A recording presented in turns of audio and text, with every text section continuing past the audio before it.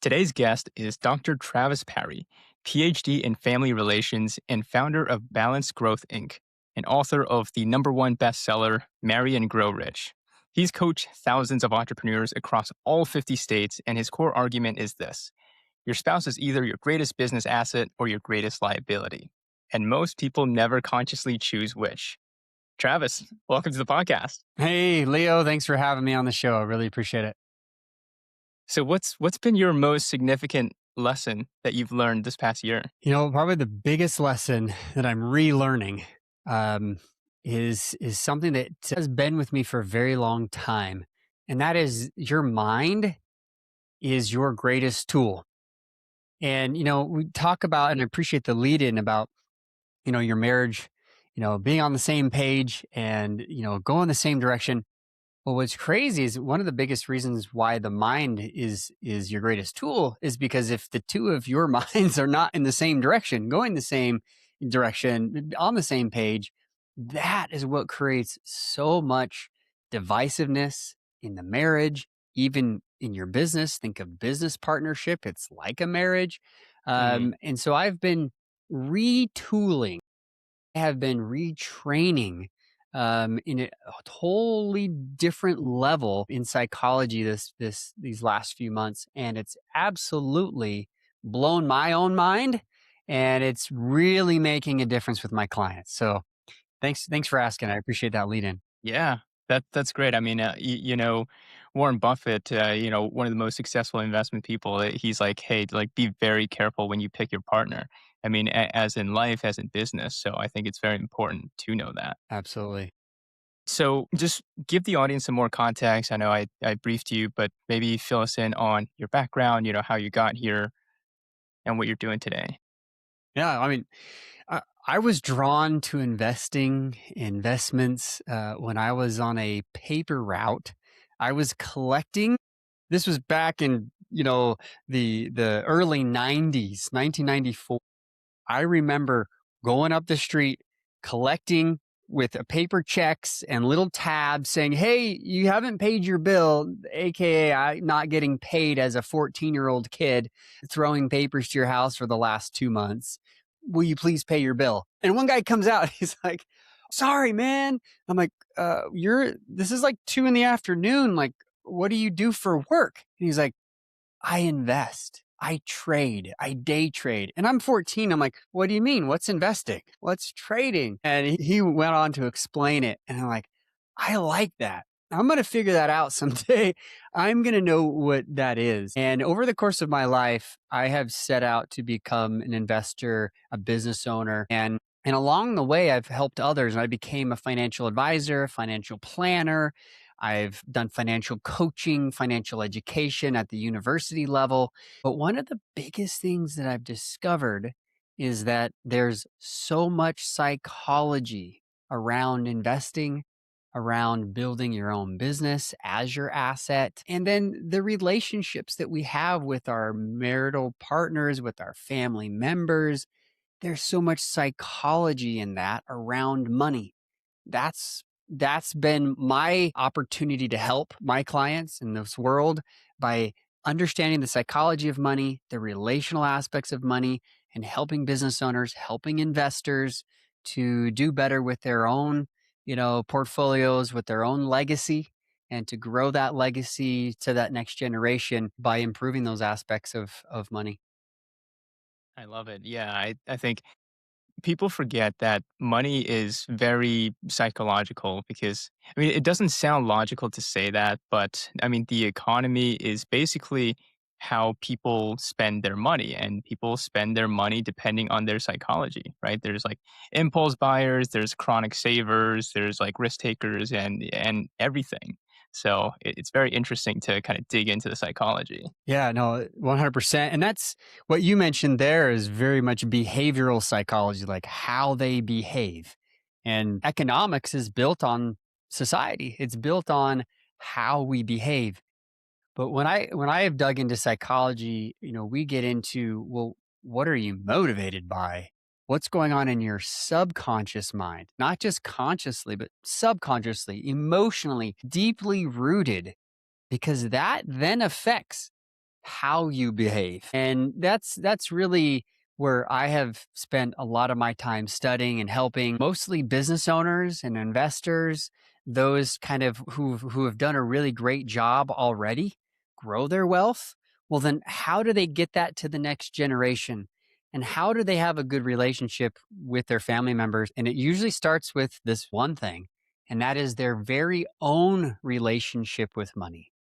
What is that relationship? And so, yeah, we can look at the behaviors like spender, saver, etc. But what kind of psychological, subconscious relationship do they have?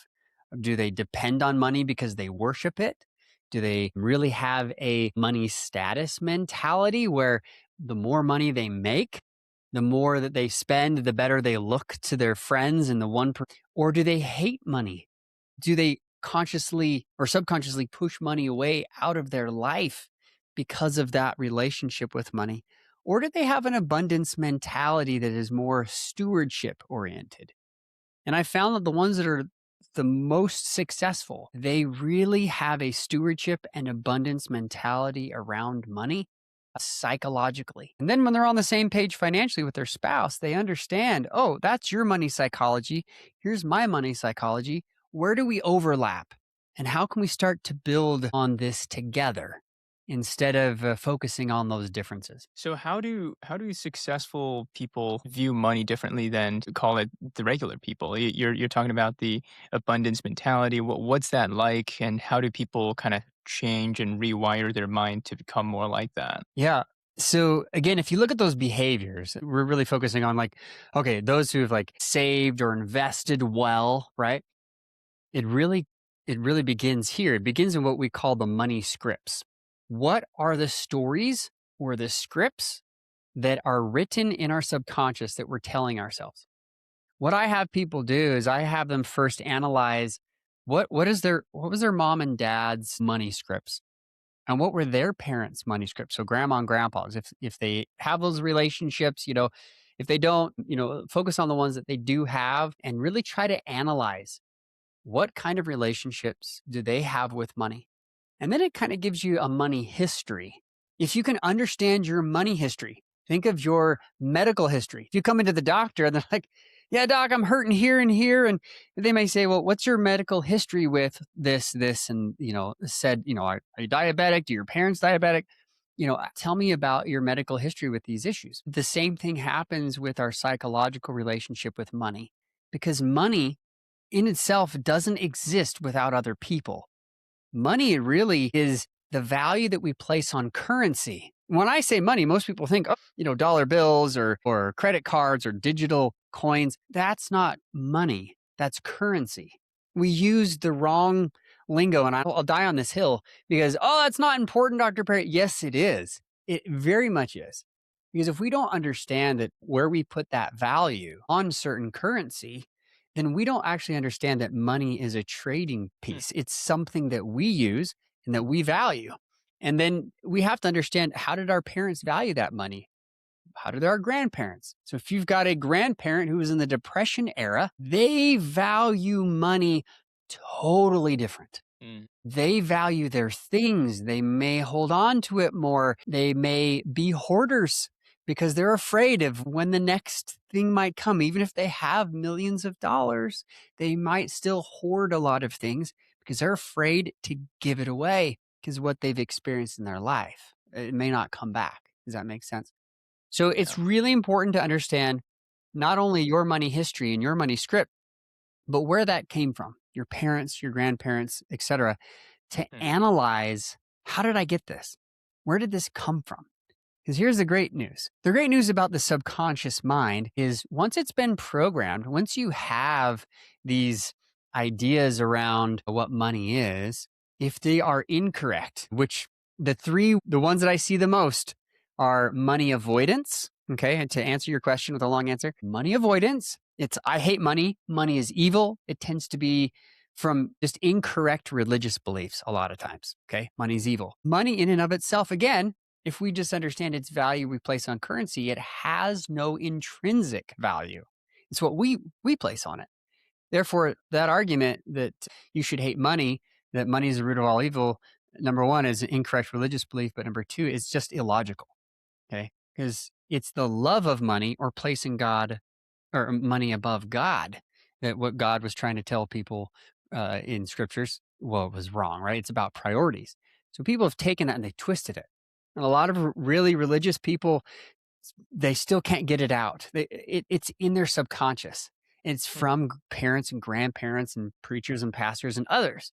And I believe that you can get past that one. I've seen this with just a quick example. I've seen this with a business owner. He puts everything out on the line every day. And then a wife who is like, I hate money. Money is evil. And so when the money comes in, sometimes in large tranches, right? As business owners, oftentimes we don't get paid, a steady eddy mm, income, and that's part of the game. But it comes in big lump sums. She'll oftentimes spend it. And the mm. reason why she spends it is because she's actually subconsciously trying to get it out of her mind, out of her existence.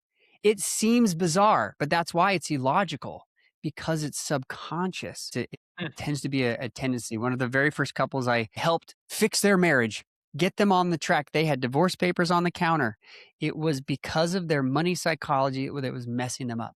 Once we fixed that, once I helped her look back through her family history, she was like, oh my goodness. My dad hated money. My grandpa hated money. This is what he told me all the time. When we made that connection and then we helped to resolve that, it changed their marriage, it changed their life. Now they actually help couples. They went Interesting. from being divorced, almost divorced, like divorce papers on the counter, to now they help other couples.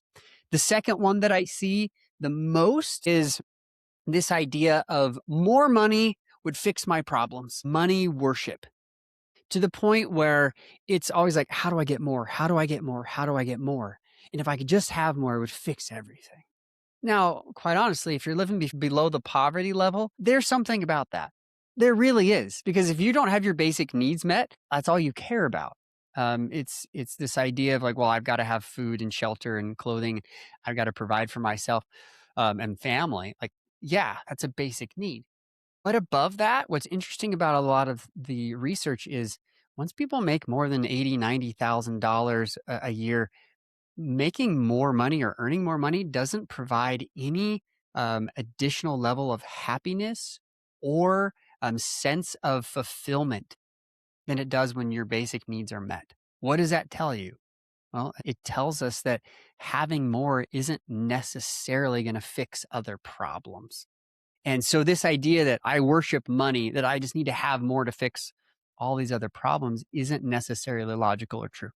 So those are the two I see the most. Some individuals who really have a money script that is all about their ego. The more money I make, the better I am viewed with friends, with colleagues, with the industry, right? It tends to be that their net worth is their self worth. Mm. Okay. That like it's legit an issue. They've already made it. They're already in the $1 billion club, but it's just I'm always gonna have to make more to prove myself. That's typically where it comes from. It's typically something deep seated in their childhood or teenage or young adulthood where they just never feel enough. And so they believe that if they earn more, grow more, somehow that'll prove it to the world. That oftentimes it's a never ending addiction. Now, I'm not saying one should not grow a business. One should not improve because if you're not improving, a lot of times you're decreasing, but it's the absolute complete devotion to that, pushing everything else aside. We call that money worship in the psychological realm, and it can be very detrimental to relationships. To, as you can see, like if you become a total workaholic because of that, it can destroy a lot of things. So what's the actual, the best practice? Again, it's money abundance and money stewardship, treating money as something that is without value until you give it and you say and can understand that it is something that's to me and what we typically understand as stewardship as a gift, as something that we if we take care of it, more will come. I'm a big believer. I have a lot of faith in God, and I believe that God's a lot of times not going to allow you to destroy yourself. He wants you to be successful. Therefore, if you can't take care of what you have, you can't manage the stewardship that he's given you, he's not going to give you more because it'll destroy you. It's like a little kid that wants to drive when he's 10. Sorry, dude, you're not driving the car. You'll crash it. You can't even touch the pedals yet. Like, what's the point? As a dad, I want to protect him from that. But when he's old enough, big enough, his brain is developed and can understand physics. Okay, let's look at getting your driver's license. And then let's look at what kind of car it was best for you to drive. Baby steps, incremental processes. That's how you develop a money abundance mindset with this idea of that money is a stewardship. And quite honestly, everything in life is a stewardship if you look at it this way. So Yeah. those are the four main types, kind of as quickly that I could summarize them. Yeah. You're absolutely right when it comes to, I mean, anything, right? We came to this world with nothing and we'll leave with nothing. And yes, I think a lot of us forget that along the way through our conditioning, however, like we were brought up. But through kind of gradual reconditioning, bringing your intention to the behaviors that kind of grew up to be you. I think it was is fascinating. I mean, to me personally, I've done a lot of revisiting my past and kind of introspecting and figuring out, okay, where did this belief come from? And what kind of experiences when I was younger led to me having this kind of behavioral pattern? And is this something I want to keep? Does this serve me right now? And if it doesn't, then having the courage to change it. And I would say like it's been a fun journey so far, just kind of gradually chipping away and kind of making the system better bit by bit. Yeah. I mean, that's it. You're exactly right. If we look at it as simply as we came in the world literally with nothing, right? Just what we have, and we're going to leave with nothing. What is the mark we're going to leave on the world? And that's our legacy. And Leo, here's the thing. It's not just, living our legacy is not just financial.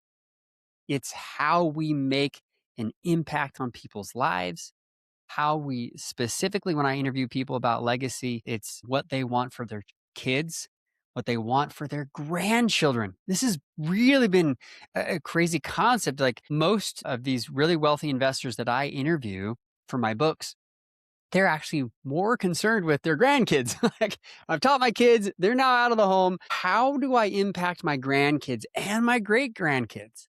Because that's part of their legacy. That's part of this relationship. It's part of why they got started in the first place with their business or investing. The crazy thing is, are you familiar with the Millionaire Next Door? Do you know about that book? Have you talked about it on your show much at all? Not really, but I do know about the show. Yeah, it's Stanley and Donko, and they really put a lot of effort into understanding like the millionaire mindset, what it is that they, came with. And most millionaires are second generation from immigrant families. Immigrant families come to America, have a better life. The parents really just do the best they can to grow and have a professional input on their life. And they work in two or three jobs. And by the time, they've become successful, they're successful enough to put their kids through college. And when they put their kids through college, they're able to become professionals, business owners. And some people on this show right now might be listening going, yes, that's me. Like my parents did that. They worked 1, 2, 3, 4 jobs at a time or whatever, just to actually like really make a huge difference in their lives. And they've benefited from that. So to kind Mm, of recap that, the first generation is all about, working really hard as they came to this country as immigrants, worked 2 or 3 jobs. Second generation benefited from that, went to college, became professionals, became business owners, investors, whatever. The concern is with the third generation, because now that third generation, they didn't see grandma and grandpa.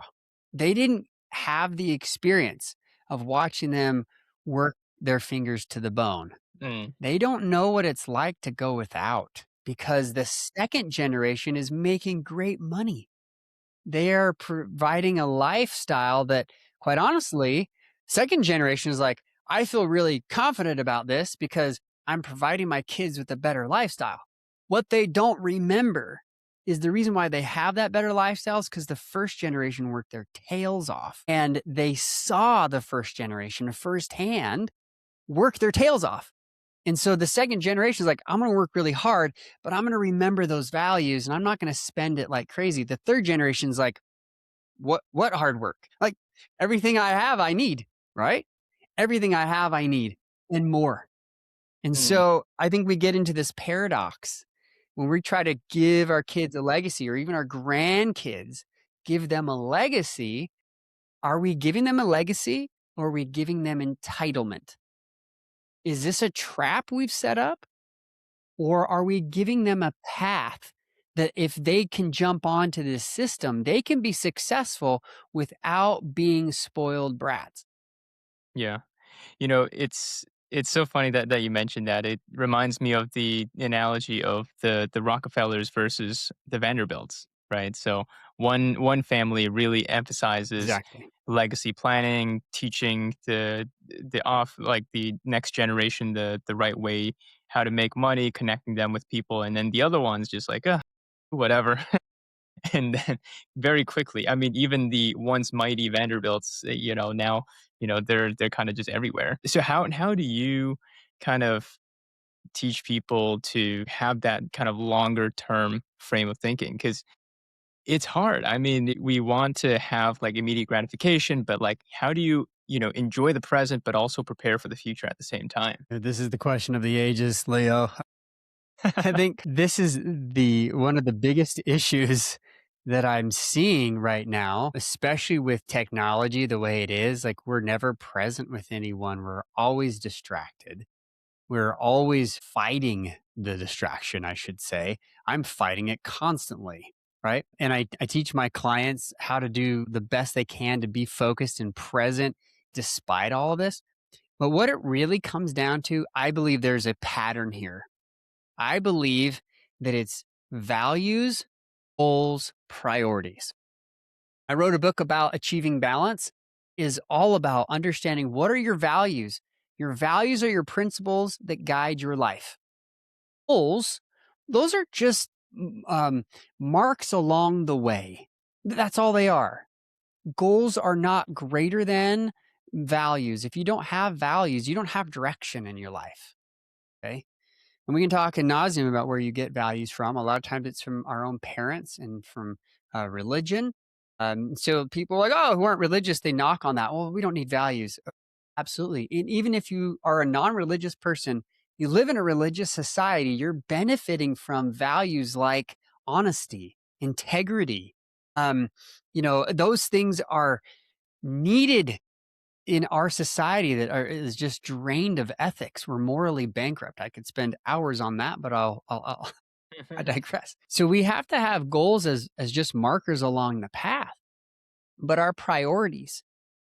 What are our priorities? We hear all the time, get your priorities in order. One of the very first things I do with my clients is I help them identify what their values are, create smart goals from those values. So they're value based goals.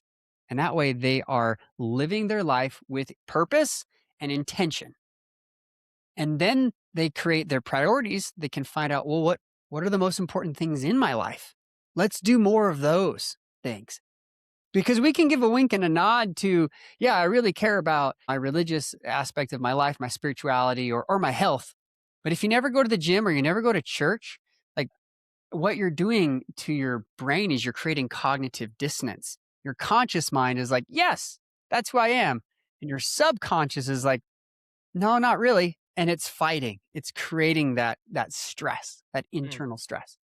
So when people feel balanced, it's because they put their priorities in order and they use their time to fulfill that priority. So it starts with you first. It mm, starts with you really understanding what your values are. Secondly, and why I wrote this book, Marry and Grow Rich, was how couples get on the same page is they look at their financial values. They go, gee, this is what I value. And even though my money history is different, okay, we come from different backgrounds, we understand money differently, but what do we have in common? and we look at where those values overlap, like a Venn diagram, what's in the middle, those shared values become what your financial foundation is for your marriage. Then you prioritize based on those values where your money goes, including your investments. I've seen a lot of couples mess up their marriage by saying, well, this is my priority and this is your priority, and they fight about it instead of saying, where are we overlapped? How can we now prioritize our financial life and focus it on this and that? How do I help you while you help me? And what do we have in common that's similar? The Yeah. third step here is values, goals, and priorities for our children. How do we now teach them what we know individually, values, goals, and priorities, what we have shown them as a couple, how we run our own financial household? So then now, how do we teach them? Well, we're going to teach them values and we're going to help them explore what they believe. We're going to help them. It's not brainwashing. In fact, I despise this idea that if you teach your children values, that you brainwash them. We all have freedom. We all have what we call moral agency. We decide. In fact, parents that don't teach values, I would give the same argument. Oh, well, then you're brainwashing them to not have values. It's your choice. You can teach, but your child has to grow up and learn. I have 3 adult children and they make their own choices. Mm. One of the best markers of a good parent is watching their children become adults. We still have 5 more at home. We have 8 kids.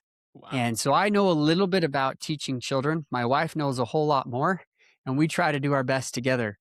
But I will tell you, teaching my kids values is Mm. one of the most important things if you want to give a legacy. You have to teach them their values and teach them where to learn values.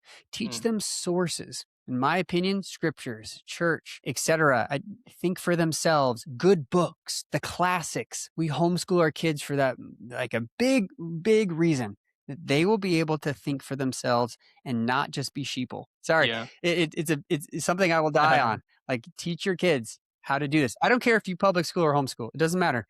Teach them to learn. Teach them how to learn, not just regurgitate, because that's not going to help them in anything in life. They'll figure that out on their first job. Yeah. Secondly, teach them to set goals. Help them, coach them. You're a parent. Parenting is not just about, helping them, learn that they've done something wrong. That's important. But why don't you coach them? Why don't you be their coach? So much argument about parenting is, do I just you know, um, give them consequences when they've done something wrong, or am I their friend? I'm their buddy and I'm their pal. Well, you'll grow into being their friend as they become adults. But if you want to teach them to be good humans and good adults, you have to coach them. And by coaching, like, hey, tell me your goals. What are you doing? And then help them along when they mess up. Help them to achieve their goals. Over time, they're going to need you less and less physically, but they're going to need you more emotionally and relationally as they grow up. They still will need you. I Yeah. know that.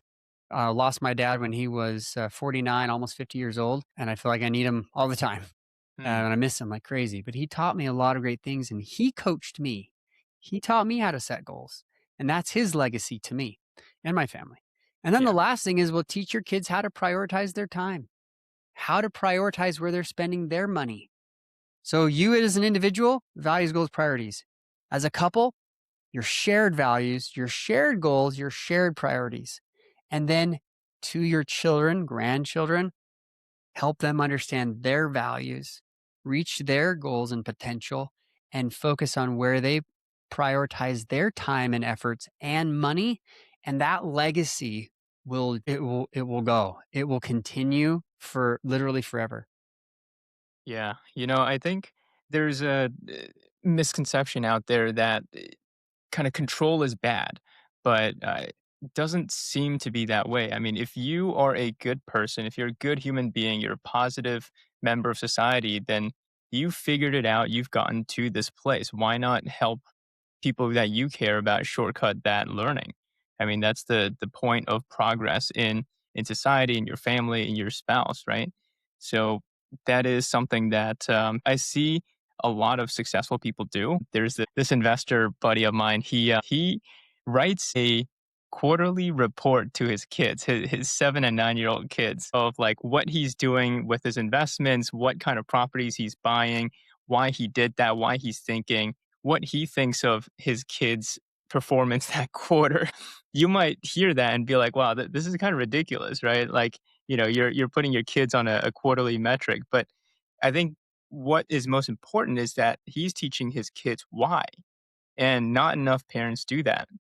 So Yeah. me as a kid growing up, like I was very curious. I had an active mind and nobody taught me why. And because of that, I ended up not doing too well in school because nobody told me why I should try in school, why I should apply myself, how I can apply myself.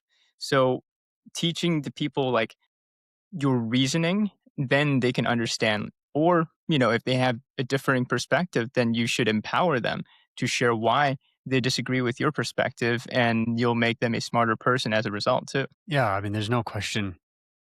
I'm a big believer in, again, as I mentioned, like teaching your kids how to learn, not just what to learn, but teaching them to use logic and critical thinking. I taught this at a university level.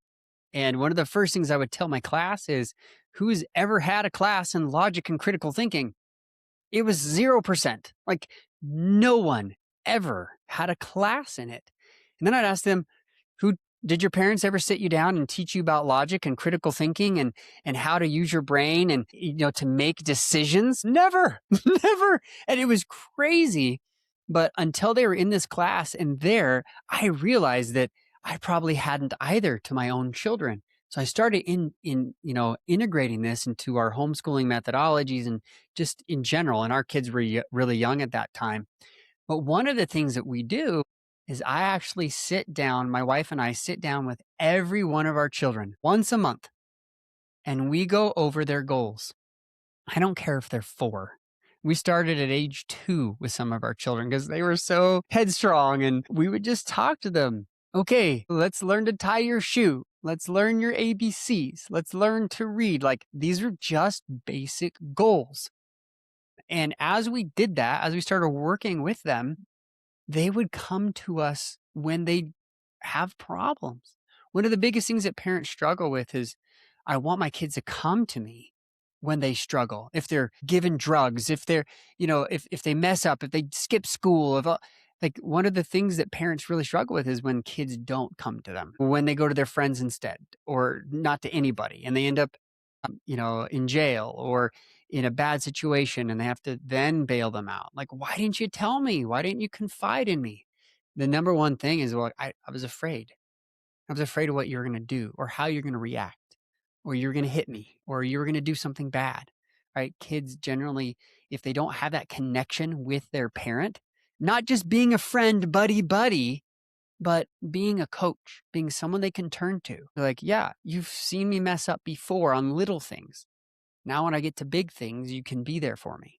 So I really think that's super important that we create the time and energy to set with our children and talk to them about what their values are, what their goals are, what their priorities are, so we can help them now in the home. So when they get older, they can be responsible. But then, shoot, I mean, how many adult children still call their parents? Hey, I've got this problem. What do you think? Like, I need your help on that. Like that shows a good connection. Hmm. It's not bad to do that. Some families are so tight they share literally everything. We call that enmeshment in family science. And some even, some cultures live together, grandparents, parents, kids, whatever, in the same household. We see that a lot in Asian cultures, in Hispanic cultures. Sometimes that can create less boundary, right? But we won't get into that. That's probably neither here nor there. But it does show like every family has a different family culture. Every family has different history. And so what are your boundaries? How do you connect with them? But I can guarantee this, the more that you connect and teach your children as they're younger, especially around money and their values, they're going to be able to figure it out logically as they get older. And they're going to come to you when they do have issues that they need help with. And What mom and dad doesn't appreciate? What mom and dad doesn't appreciate when they're even their adult children come to them like, "Hey, I've got this issue. What do you think? Can you help me work this through?" And it's so great to be needed. That's what Mm, people want. They want to be needed. They mm, want that fulfillment. So, one of the things that I don't talk about as much in this book, Marry and Grow Rich, because we yeah. can't put everything in here, but I'm working on in my next book, Live Your Legacy, is this idea of putting in place some kind of structure that has step one, step two, step three. This is how you do your own personal values, goals, priorities. This is how you as a couple have shared values, goals, and priorities. And this is how you set it up for your family moving forward. If you're successful, you've already built an empire, you're an investor, you're doing all these things, you might be then interested in, well, how do I do this moving forward? My kids aren't home, they're out of the home, they're off doing their own things. Well, we've created a structure that we call a family bank. And in that family bank, you can actually create your own culture, your own board of directors, your own culture around how money is then given to the next generation. Yes, there's tax savings, there is legal and accounting work you got to work on, some financial work, etc. But the thing that I focus on is how it benefits the family. Because you could go to an estate planning attorney and you could set up all the financial things, you could get all the accounting things right, so you're not paying a ton to the government and all these things. But if you don't get the family aspect correct and you just focus on the banking part, you don't get the family aspect right. You don't train your kids. You don't tell your grandkids what you're doing and great grandkids of what legacy is and how to improve on this and teach it. Then all you're doing is transferring money. And that money, especially comes in big sums. Again, if those kids don't have the right money psychology and they're, not on the same page as children and as a family, it could destroy them Mm, and it could cause major problems in families. You mentioned the Vanderbilts, yeah. right? But they're just one famous family. I can think of dozens of families where money has ruined their relationship, whether they didn't get the inheritance they thought they were going to get, or they got more than their family, or they fought about it, or they never knew, or they assumed. All sorts of problems happen when we don't have Mm, this structure in place. And that I'm on a mission, Leo. And this is going to be a big part of my next book, but I'm on a mission to help families not just have a legacy on paper, but actually live this legacy to that next generation. powerful stuff, Travis. So tell the audience, how can we get in touch with you? How can we learn more? Who are you trying to meet? Yeah, absolutely. I love meeting with business owners and investors who have been successful at work and they want to take it to the next level, or they're ready to talk legacy. Right? So, if that's the case, right now I'm highly promoting this book, Marry and Grow Rich. It has everything that we've talked about up until how you can formulate a family bank. That's the next book, but right now, Marry and Grow Rich, it has everything we've been talking about. You can get it at marryandgrowrichbook.com. You can go to my website, Travis Parry with an A. It's the Welsh spelling, Parry. Travis Parry. We say Parry, but travisparry.com. You can find my podcasts, testimonials of people who have worked with me, my books there as well. So yeah, come join us, be part of the community, or grab the book. You can get it on Amazon and Audible and all the places, but you're going to get it cheaper on my website because I want to give that to you as a gift. Excellent. Well, thanks for coming on and sharing your wisdom, Travis. It's been a great pleasure. Yeah, absolutely. It's been a pleasure to be here, Leo. All right.